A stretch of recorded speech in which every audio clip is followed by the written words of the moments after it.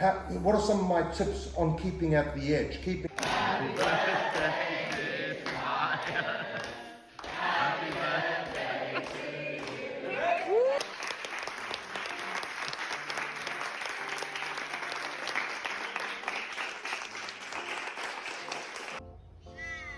So here we are, the end of the first boot camp. How do I feel? I feel exhausted, I feel exhilarated, and I feel relieved. I feel relieved because I know that I'm not the only person facing some of the challenges that I surfaced this week. I'm relieved that, there are some proposed sort of initial solutions before I've even really got my head into thinking around what I can do to help solve some of the challenges that I have ahead of me at the moment. And I just feel really excited just to give it a nudge, and the fact that really this is only just the beginning. So our first talker today was Chris Savage, and for those of you who've watched the channel before, you'll know that he has his own episode on how to introduce yourself. And today he talked around a whole bunch of different concepts, but the main one he talked about, which was a key takeout for me that I hadn't heard from him before, was working on yourself as a project.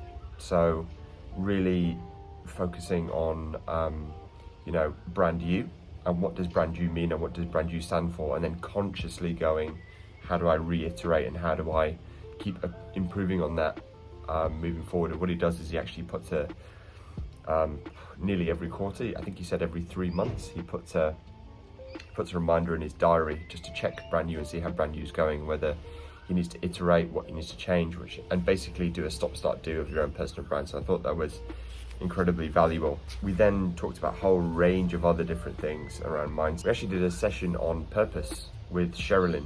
It was actually titled "What's the Fucking Point?", which I thought was pretty funny, but it was just all around learning how to live with intention and live your life on purpose.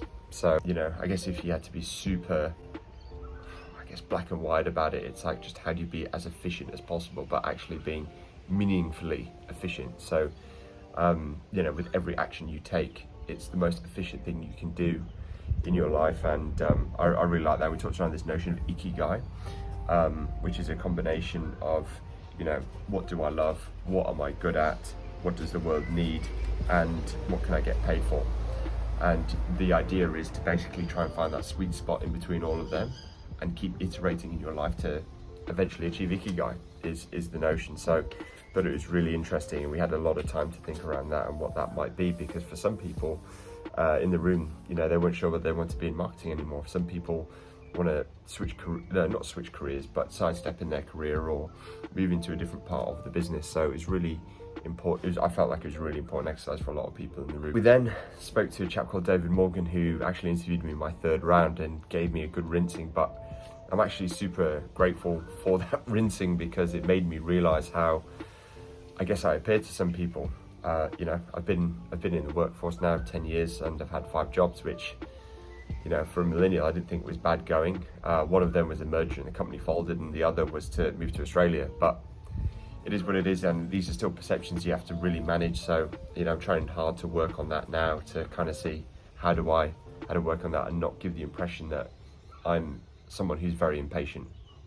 Sorry, I got completely carried away there, but the thing that he was talking about was specifically around mentorship and how you can help. And you can't control what the other person does, but you can control how much you give to them and how much you help them. Even if you don't like them, how do you help them? Because it'll make you feel better about the situation, which I'd never really given any thought to before. So I always just thought I was kind of flogging a dead horse if someone didn't want to receive it. But for me, I think I'm even going to try and help the people who aren't necessarily helping me as much, but again, just not expecting anything in return. And then lastly, we then just talked around like a bit of visioning and how, and the importance of neuro-linguistic pathways in terms of,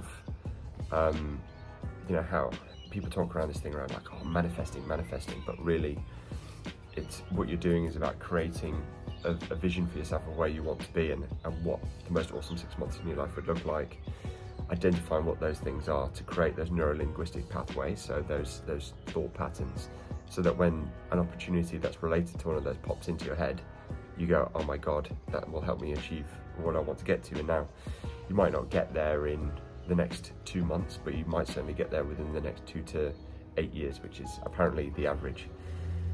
And that's it, and that's a wrap. And then we talked about a few other logistical kind of things, but I mean, this week my Marketing Academy book is absolutely packed out. So yeah, just super grateful to be on this, super appreciative of Paul Everson for nominating me, super appreciative of everyone who's helped me along the way to get to where I've got to now.